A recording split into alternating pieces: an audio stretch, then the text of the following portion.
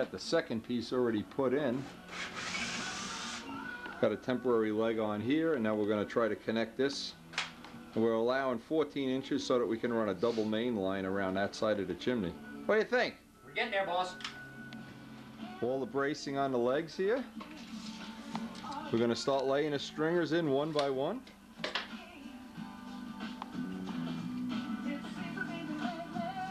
What are you putting them on center? 12 inches? I'm going to put it 12 inches on center. Oh, we got that doubled. These doubled, pegged in from the side and from both, actually from both sides. And what we're going to actually wind up doing here is working our way toward the other end of the wall, making each stringer, each one has a custom angle on it and a custom side. All 5/4 wood. The holiday sales racket and shop Annie says for things.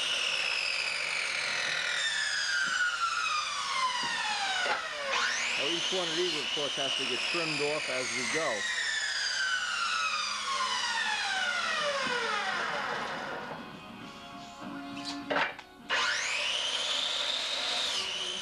Oh, we got the first part of the leg going out into the yard, what will be the yard. Boy, this guy picked some nice straight wood here, baby. Did a nice job on picking the wood on this. Okay, you gonna work on the stringers up on that end? Right. Okay.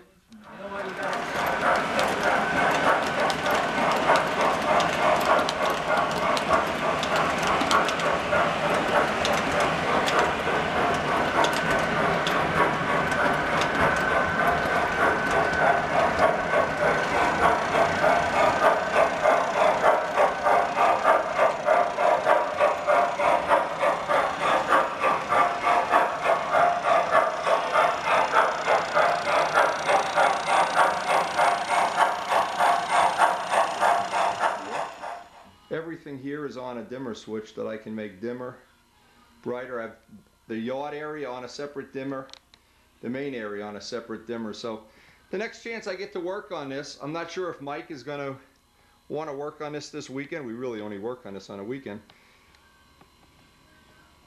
But either way, I've got the templates made. I've bought the track and the road bed, and I'm ready to start my first little adventure with Guage's track, flex track. Tonight I had a little bit of time here while things were kind of quiet in the business. And what I did, I laid out the road bed. Now this is the first time I had used the cork road bed. I put it down with white glue. And I was very surprised how easy this was to do. It was relatively easy. And the next thing I'm going to do, of course, is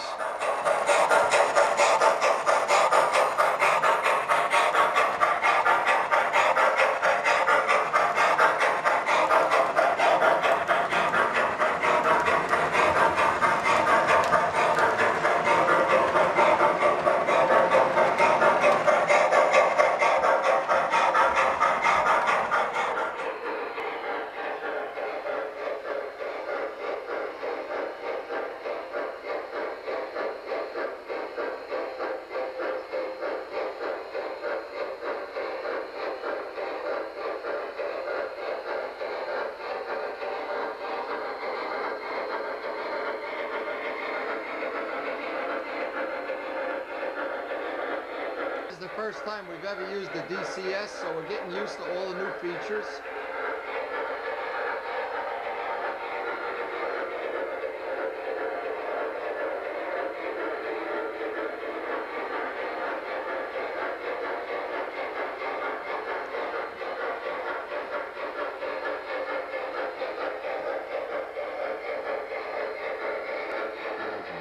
It's my helper. His name is Freddie. He helps me do all the painting. One of the two birds that are on this Christmas. I'm babysitting that guy and my own bird, who's on my shoulder right now as I'm trying to do this. Anyway, I did the whole first coat of this with some gray. Main thing is that it's flat, and then I take a coating of white and then wipe it off with a wet rag. That seems to work real well. Paint is dry. Quiet, birds. I always look around and see if there's any little imperfections, and even if there is, it won't matter because we're going to put a second coat on this. And in the past, when I've built layouts and not done this, I've tried to do this while the parts were in place. It gets a little awkward, especially on a large layout like this where you can't access all of the parts as easily as possible. But what I found works just great. The flat white, it's just ordinary house paint. If the paint's going on too thick, a little bit of water seems to help. And I'm just going to do one spot here. I try to use an old brush so I can get in all of the little corners and edges. That's why nobody likes parrots. I have to babysit that guy actually for a friend. And once I get a little bit, just an ordinary wet rag, and I can get most of the extra ore. And depending on how much cement or mortar I want to leave in the cracks, now I'm being really careful with this, with the tunnels on this for clearances, and I want to make sure I have access, and I want to make sure everything inside the tunnel is either detailed or painted black. And you can, I don't know, I'm not sure you can see how these look. When they're dry, the white just shows up right in the mortar cracks. All of the ones, when that's dry, it looks very realistic. I might even want to take a dry brush and just highlight a couple of the areas with a little bit of darker gray or black when it's done, but I want to get them detailed before I actually install them on the layout upstairs. I wound up figuring out how many more of these parts I need to cast up so I can get them all installed, and tomorrow we're going to try to get them installed. We have some airbrushing to do. I want to simulate the smoke stains on these, and we'll get them up and get them in position. Now, the next step was to just roughly get these in some position similar to where we want to start laying out the mountains. I want to paint, of course, everything inside so you can see inside flat black. The thing is, inside the tunnel, inside the portal, we carry the same stonework inside and then just paint it flat black. We also have to figure out how far in. We're just going to have to do a little bit of the ballasting inside, so once we get inside the tunnel, once we seal that up, we're not going to be able to get in there and ballast as easy as if I did it now. So I'm trying to figure out how to do that right now. Got the little airbrush smoke stains. Kind of happy the way that the little portals came out. Over in the yard area, of course, I had to take into account the fact that we're building this in a very irregularly shaped room.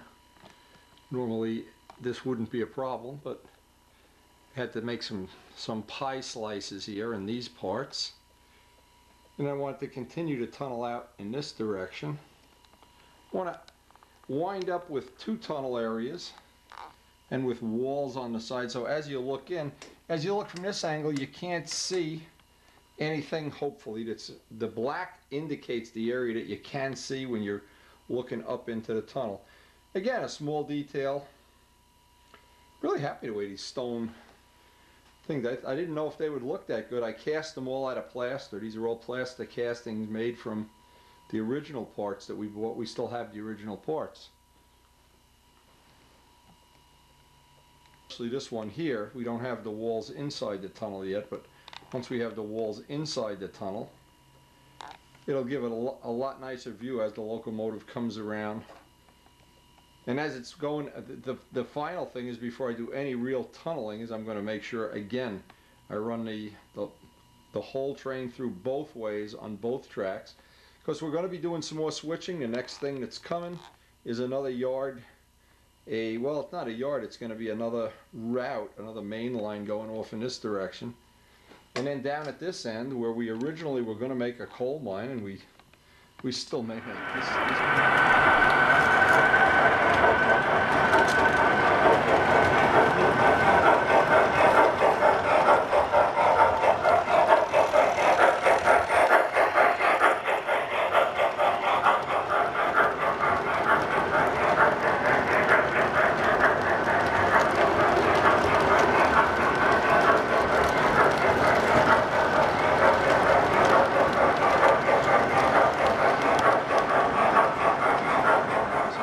If I'm comfortable with the way the track plan looks from a lot of different angles, I've been walking around the room from several different angles, how the switches come together, and I really wanted to have the track working as well as possible before I move on to making some scenery. And I think we're closing in on that in the next day or so. What I tried to do is just lay out some of my train collection, some of the old Lionel stuff here, just to fill up some of the sidings. I wanted to just get a gut feeling for if I was going to be happy with the track work. Now, what I did in the past day, I ordered the Del Air switch machines for all the switches, and I'll have to, of course, make a control panel and get an air tank. But basically, the way the sidings look and the way they're worked out, I'm going to try to, again, I'm trying to plan the scenery in my mind. I want to give some industry here and some reason to back the train in here and back the train in here, and kind of like the look in the back there with some of the extra engines that I have. And of course I have the system wired so I can run DCS, or I can just convert right over to ZW power, so in a traditional transformer mode. But here we are, we're looking at the end of, well, I don't know, it's maybe a month or so of work, maybe a month and a half of work. And it's really starting to look like what I had envisioned, what I had hoped would happen. And I really do like the way when the scenery starts coming together, and I'm going to try to make some buildings of my own, some lakes, get some real special stuff going, stuff I have planned. But every night here before I go to bed, I just look up at thinking of this room. Not long ago it was just an empty room, and now every night I come up here and I have half hour, 45 minutes of running the trains and planning out what some of the next projects I'm going to be working on here are. And the thing that's really been the nicest surprise of the whole I guess building project here has been how well the Mike's Train House DCS has worked and how well these Ross switches have worked. They are just absolutely the Rolls Royce of switches, of any switches I've ever had.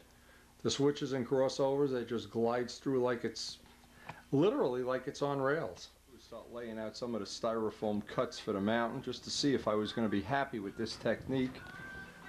I bought one sheet just until I see if I'm going to like working with this material. So far it looks pretty easy to work with, and I wanted to just lay out like a wedding cake. Maybe I'll get one whole mountain out of this sheet just to see what it looks like. I'm going to carve each layer, just rough it out individually, and then try to take it off of the layout and go outside and do some carving and sanding on it. This is the first time I've used it. I'm making paper patterns of everything just to save the cuts on the foam as I cut it. I don't want to waste any of this. It's about $9 a sheet for this. Right away is how dusty this stuff is. I tried cutting it with various knives. Finally wound up with using a hobby blade, a number 26 hobby blade. That seems to do the best cut, but I got to constantly be vacuuming up the dust because I'm working in not in an area where I want to have a lot of dust around. But it's going quickly, and I anticipate that soon. What I'm going to do now is I'm going to glue these four pieces together, and then I'm going to kind of do some rough shaping before I make the top. So I'm going to try to make it in two separate pieces, see if that's going to work out a little easier than